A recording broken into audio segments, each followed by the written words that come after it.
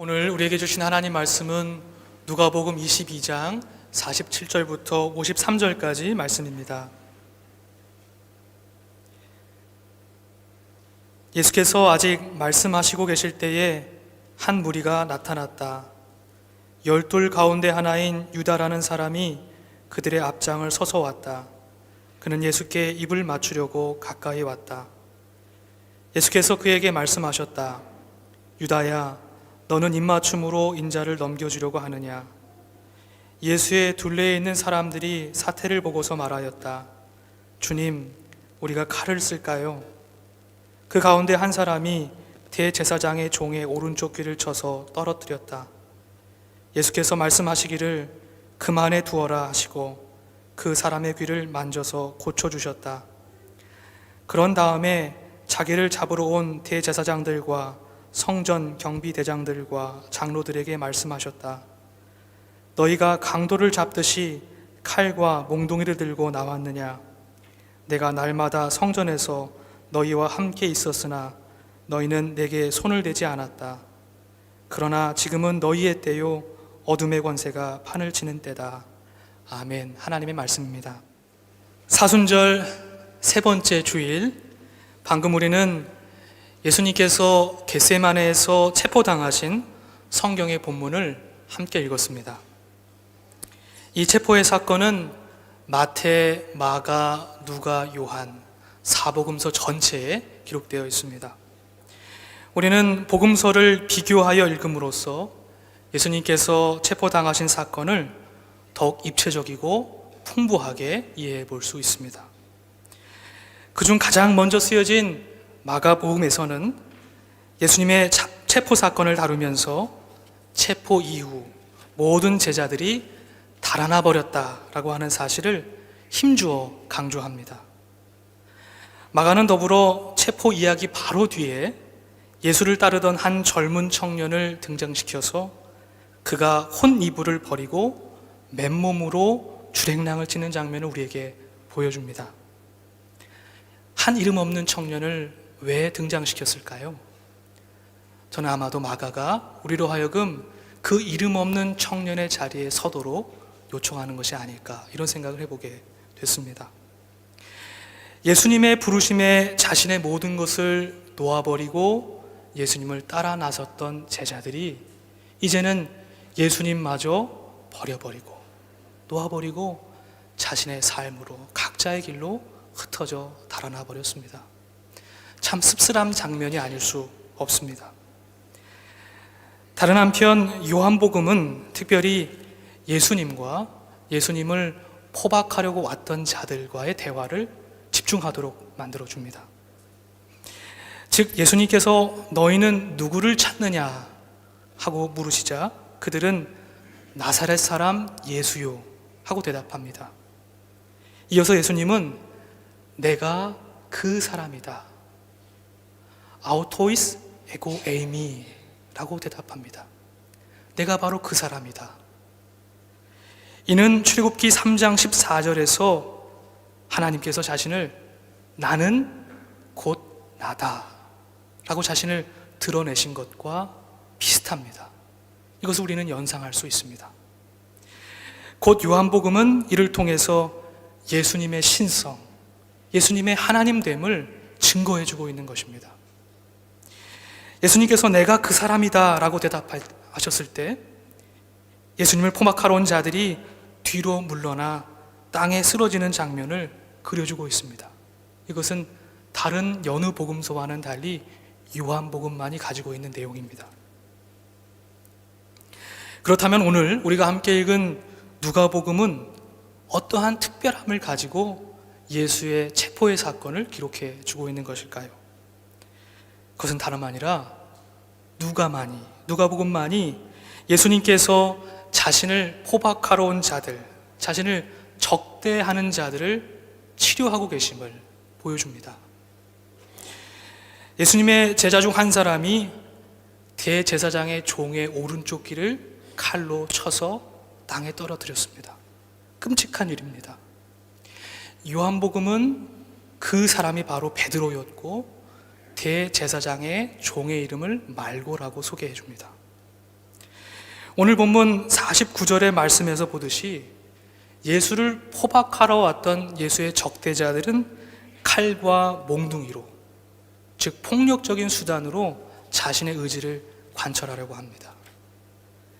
그러나 안타깝게도 예수의 곁에 서 있는 사람들, 예수의 제자들 역시 서 있는 자리, 입장만 다를 뿐 칼로 자신들의 의지를 관철시키려고 하는 것을 봅니다. 서 있는 자리만 다를 뿐 칼과 칼이 서로 맞서고 있는 것이죠. 이는 예수님의 제자들 역시 예수님의 비폭력, 비권력, 무력함으로 유력함을 부끄럽게 하시는 역설의 복음을 아직 깨닫지 못하고 있음을 나타내 보여줍니다. 그때 누가복음과 사도행전의 저자인 누가는 예수님께서 적대자들의 아픔과 상처마저도 염려하시고 치유하신다고 하는 사실을 우리에게 보여주고 있습니다. 이를 통해서 예수님의 사랑의 깊이와 넓이를 깨닫게 해줍니다. 이는 복음서 저자인 누가가 의사로서의 자신의 경험과 관점을 통해서 예수님의 치유의 사건을 바라보고 있음을 깨닫게 해줍니다. 오늘 본문 51절 말씀인데요, 함께 한 목소리로 읽어보겠습니다. 시작. 예수께서 말씀하시기를 그만해 두어라 하시고 그 사람의 귀를 만져서 고쳐주셨다. 아멘. 예수님께서는 자신이 체포당하는 급박한 상황 속에서도 사랑의 마음을 내고 계신 것입니다.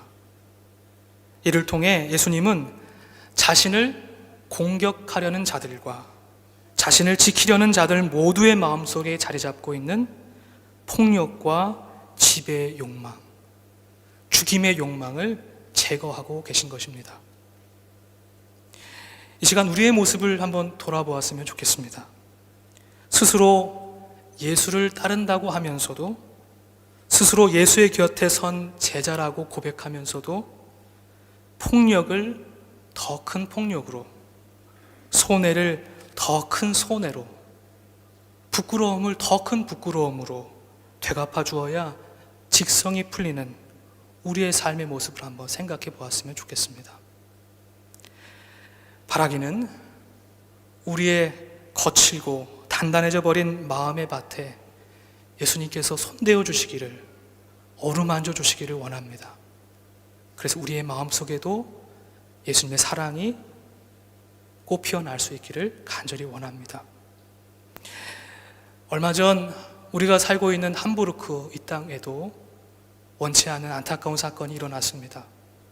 총기 난사 사건으로 많은 이들이 다치고 목숨을 잃었습니다. 바라기는 하나님께서 모든 유가족들의 마음을 어루만져 주시기를 원합니다. 그리고 우리 사회 속에 만연한 죽임의 문화를 끊어내어 주시기를 기도합니다.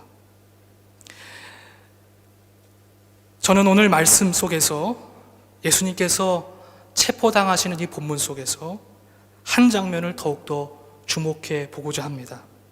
그것은 다름 아니라 유다가 예수님께 입을 맞추는 장면입니다. 요한복음을 제외한 모든 공간복음 안에는 이 입맞춤의 장면을 기록하고 있는데요, 우리가 잘 알고 있듯이 입맞춤은 사랑과 환대, 신뢰의 표현입니다. 우리는 이것을 잘 알고 있습니다. 저는 요즘 제 첫째 아들 윤우를 통해서 이 사랑의 입맞춤이 얼마나 귀한 것인지를 배우고 있습니다. 윤우는 거의 매일 잠자기 전에 저에게 와서 오른쪽 왼쪽 뽀뽀를 한번 해주고요, 그리고 입에다도 뽀뽀를 해줍니다. 그리고 아빠 사랑해 라고 이야기를 해줍니다. 저는 분명히 어렸을 때 저희 아버지에게 이렇게 뽀뽀를 했을 것 같습니다. 그러나 어느 순간부터 뽀뽀를 하는 것이 어색하기도 하고 아버지를 안아드리는 것도 왠지 좀 어색하게 느껴져서 언젠가부터는 하지 않았던 것 같습니다. 이 거리를 편안하게 느꼈던 것이죠. 그러나 자녀를 통해서 사랑의 마음을 표현하는 것이 얼마나 중요한지를 배우고 있습니다. 아들이 아버지보다 낫다는 생각을 하게 됩니다. 이렇게 입맞춤은 우리의 사랑의 마음을 아주 잘 표현해주는 그런 표현이죠. 그런 방법이죠. 그런 오늘 본문 속에서 안타깝게도 이 입맞춤은 사랑과 신뢰의 환대의 표현이 아니라 배신의 기호와 약속이 되고 있습니다. 이것을 우리는 확인해 볼 수 있습니다. 17세기 이탈리아 화가 카라바조는 오늘의 본문을 화폭에 담았습니다. 잠시 그의 그림 그리스도의 체포라는 그림을 한번 보시겠습니다. 바로 이 그림입니다.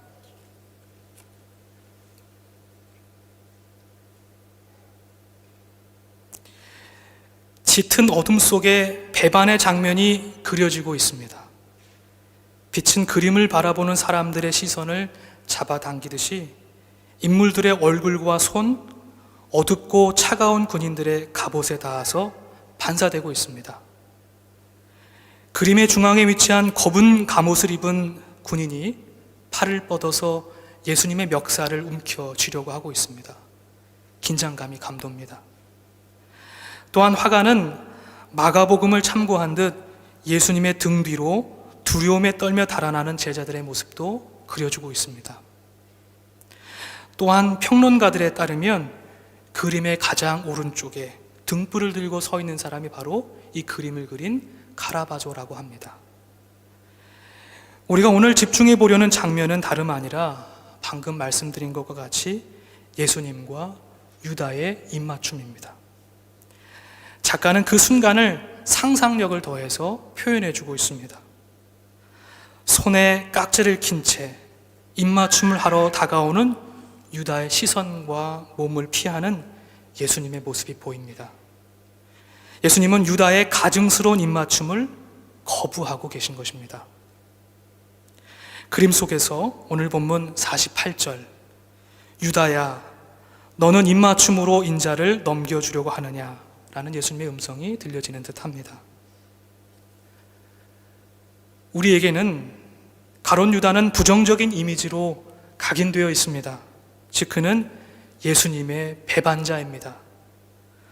어쩌면 우리는 짐짓 유다를 우리 앞에 멀찌감치 세워두고 그에게 배신자라는 적대적인 굴레를 씌우는 데 익숙해 있는지도 모르겠습니다. 그러나 가만히 유다의 자리에 서고 보면 저와 여러분 역시 위선과 가식의 입맞춤에 능한 사람들임을 부인할 수 없을 것 같습니다. 예수님께서 우리에게 동일하게 묻고 계신 것이죠. 너는 입맞춤으로 나를 넘겨주려 하느냐. 우리의 삶을 돌아보면 더불어 함께 사랑하며 살아가다가도 어느 순간 나와 마음과 생각이 달라짐을 느꼈을 때, 손익의 계산이 되지 않을 때, 손해가 된다고 생각할 때, 마치 물건처럼 그 사람이 나에게 더 이상 필요하지 않을 때, 유용하지 않을 때, 우리는 언제고 그 사람을 향한 신뢰와 사랑을 거두어 드릴 준비를 합니다. 그리고 자신의 사랑 없음을 감추기 위해서 위선과 가식의 옷을 입기도 합니다. 사랑하는 사람으로부터 받은 상처는 더욱더 크고 아픈 것 같습니다.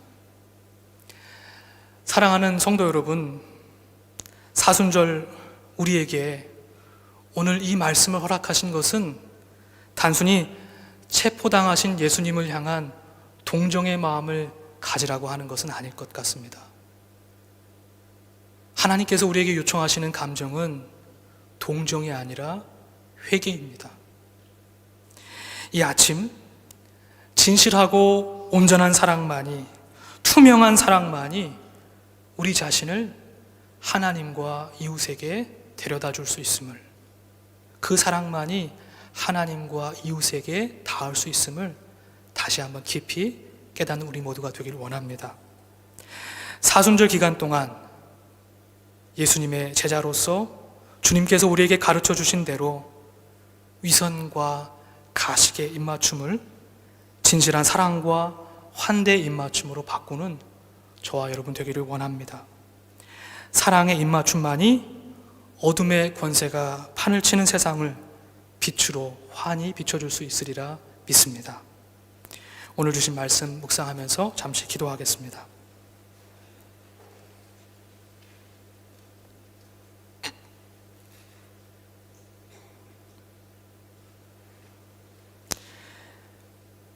아버지 하나님, 이 시간 아버지의 말씀 앞에 함께 섰습니다. 우리의 위선과 가식, 배반의 입맞춤을 거부하시는 주님을 마주합니다. 우리의 거칠어진 마음, 황폐해진 마음을 어루만져 주셔서 서로의 상처를 보듬으며 허다한 허물을 감싸주며 진실한 마음과 행함으로 서로를 사랑할 수 있도록 주의 성령으로 인도해 주옵소서. 주의 사랑의 마음으로 가득 채워 주옵소서. 예수 그리스도 이름으로 기도드립니다. 아멘.